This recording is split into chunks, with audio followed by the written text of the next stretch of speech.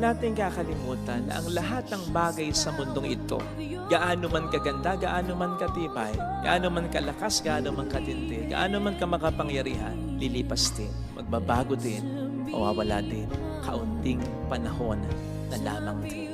I-categorize natin sa dalawa na lang, sa mga masasaya nating karanasan, sa mga malulungkot nating karanasan, sa magaganda nating karanasan, sa mga pangit nating karanasan, sa mga sinasabi nating blessings at sa mga sinasabi nating sufferings or problems.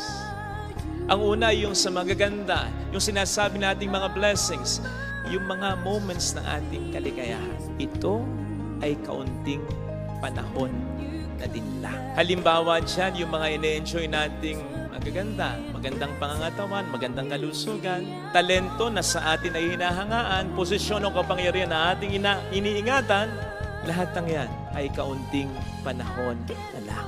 Kahit nga ang isang buong pamilya, hindi man masira dahil sa problema o dahil sa pagiging pasaway ng isang miyembro ng pamilya, again, ito pa rin ay kaunting panahon na lang. Dahil darating at darating ang pagkakataon ng kamatayan. Kaya kahit ang isang masaya at ideal na pamilya ay kaunting panahon. Kaya anuman ang mga magagandang karanasan, katangian, bagay na meron tayo, enjoy it, savor it, love it, be grateful to God for it, but do not hold on to it sapagkat hindi habang buhay, ito ay mananatiling sa atin. Huwag niyong nanaising mamatay. Huwag niyong maging expression yung gusto ko nang mamatay. Masama yun. Masama yun. Pwede pa siguro maging expression sometimes, ready na akong mamatay.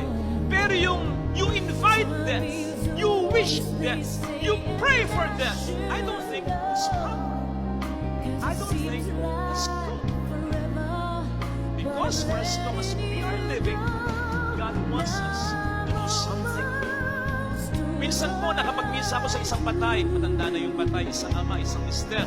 At napag-alaman ko, yung may bahay niya, matanda na rin at nakaratay na, nasa ospital. At during that time na minimisahan ko po yung patay, ang sabi ng mga anak, Father, hindi pa po talaga alam ni nanay. Mahina, matanda na po si nanay. Baka pag nalaman niya, wala na sa nanay. Bigla siyang bigay. And I won't forget yung speech ng anak na panganay. Kasi sa huli, ay sabi niya, Lord, huwag niyo po munang kukunin si nanay. Please, Lord. Kailangan pa namin si nanay.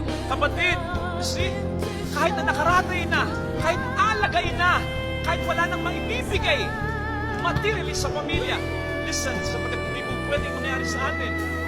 Kapatid, huwag po hangarin ng hangarin. Gusto ko nang mamatay. Sapagkat kapag yan ay nakatakda na, darating naman yan. Hindi ayon sa kayong kagustuhan, hindi ayon sa kanyang kalooban. Kaya wag mo siyang pangunahan. Besides, lumalaban pa sila. Ikaw sumusuko ka na? Gusto ka pa nilang mabuhay? Gusto mo nang mamatay? Ano ba naman?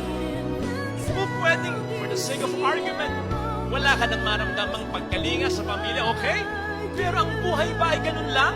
Ang buhay ba, nabubuhay ka para sa mga taong nagmamahal sa'yo? Hindi ka pa po pwedeng mabuhay para sa mga taong po pwede mo pang mahalin at paglingkuran mo?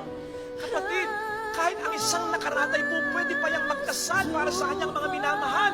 Kapatid, ang isang nakaratay na po pwede pa rin makagawa ng kabutihan sapagkat ang kabutihan ay hindi lang naman yung gumagawa ka ng mabuti sa iba. Tandaan natin na ang kabutihan ay yung inaalaw mo rin yung iba na gumawa ng mabuti sa'yo sa pamamagitan mo na paglilingkuran nila si Kristo. Kaya pwede ba? Alisin yung ganung ekspresyon. Habang tayo nabubuhay, ano man ang ating estado, may misyon pa rin tayo.